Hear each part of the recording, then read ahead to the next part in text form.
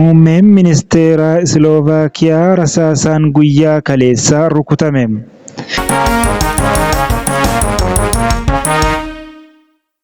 Dhalattoonni Oromiyaa US jiran meeshaalee wal'aansa fayyaa kutaalee Oromiyaaf dhiyeessaa jiru.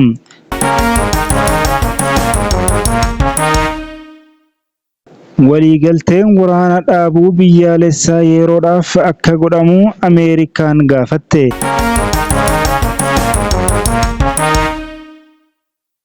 Mastercardii fi baankii hojii gamtaa kalaqa haaraa hojii irra oolchan.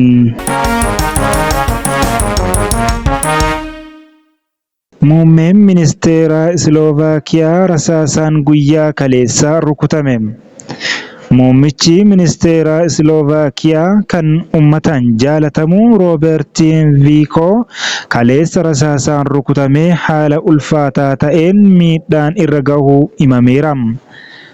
Dhukaasni kun kan raawwatame magaalaa Handiloovaa, magaalaa guddoo Biraatislaavaa irraa gara kaaba bahaatti gara maayilii 90 fagaattee argamtutti yeroo Rooberti Fiiko walgahii mootummaa keessaa ba'etti kan rukutame. Ministeerri dhimma alaa Isloovakiyaa Jureejii Bilaanar barreeffama miidiyaa hawaasaa irratti maxxansaniin yaalii ajjeechaa jechuun dubbataniiru. Shakkamaan rasaasa san dhukaase jedhamu to'annaa jala ooleera jedhame. Dhalattoonni Oromiyaa US jiran meeshaalee wal'aansa fayyaa kutaalee Oromiyaaf dhiyeessaa jiru.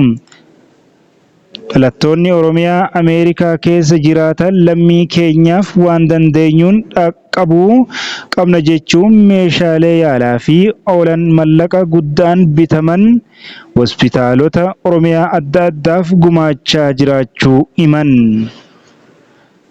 Hundeessitoota dhaabbata miti mootummaa lammiif Relive and Development Organization keessaa tokko kan tahan obbo Farhaan Abdullaahii baasii geejjibaa qofa gara doolaara miliyoona 2 tahuun meeshaalee yaalaa kanneen dhiyeessaa jiraachuu himan. Dhaabbatni lammiif Relive and Development Organization jedhu kun erga hundeeffamee waggaa osoo hin guutin meeshaalee yaalaa fayyaa koontineera 54 tahuu kutaalee Oromiyaa adda addaaf gumaachuun dhaqqabsiisaa jirra jedhan. Biyya keenya keessa tajaajila fayyaa, bishaanii fi barnootaa irraa hanqinni jira jennee qaawwa kana Oromiyaa keessaa guutuuf hojjechuu jalqabne jedhan. Waliigalteen waraana dhaabuu biyyaalessaa yeroodhaaf akka godhamu Ameerikaan gaafatte. Waliigalteen waraana dhaabuu biyyaalessaa yeroodhaaf akka godhamu Itoophiyaatti ambaasaaddarri Ameerikaa Irviin Maasingaan gaafate.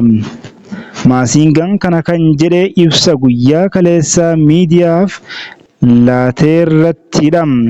Ibsicha irratti dhimma haala nageenyaa, marii biyyaalessaa fi haqa ce'umsaatiin wal qabatee ejjennoo Ameerikaan qabdu calaqqisiisaniiru. Humnoonni qabsoo hidhannoo gaggeessan karaa nagaatti gaafataniiru. Qabsoon hidhannoo uummata kan dararu ta'us eeraniiru. Misooma bu'uuraa barbadeessuun akka dhaabbatuu fi gargaarsi namoomaa daangaa malee akka raabsamu karaa banuuf waliigalteen waraana dhaabuu biyyaalessaa akka godhamu gaafateera. Mastercardii fi baankii hojii gamtaa kalaqa haaraa hojii irra oolchan. Mastercardii fi baankiin hojii gamtaa Oromiyaa kalaqa haaraa mallaqa hawaasa hunda biraan gahuuf tajaajilu hojii irra oolchan. Baankiin gamtaa Oromiyaa Mastercardii kafaltii dursaa fi teekinooloojii ce'umsaa hawaasa hojii irra oolcheera. Teekinooloojiin kun qonnaan bulaa dabalatee tajaajila faayinaansii hunda hammate mirkaneessuuf ool jedhame. Kaardii kanaan intarneetiidhaan bitachuudhaaf gabaa dijitaalaatiin haala salphaa ta'een kaffaltii raawwachuuf oola. Maaster kaardii fi baankiin gamtaa Oromiyaa qonnaan bultoota 11,000 tajaajila kennuu eegalaniiru. Daddarbiinsa mallaqaa miiliyoona 1.4 fi daddarbiinsa 9,200 taasisamuun ibsameera. Baankichi tajaajila faayinaansii mijataa, amansiisaa fi maamila ilaalcha keessa galchee kennuuf teekinooloojiitti dhimma bahaa jiraachuu hojii-gaggeessaan baankii hojii gamtaa Darribaa'uu Asaffaa himaniiru.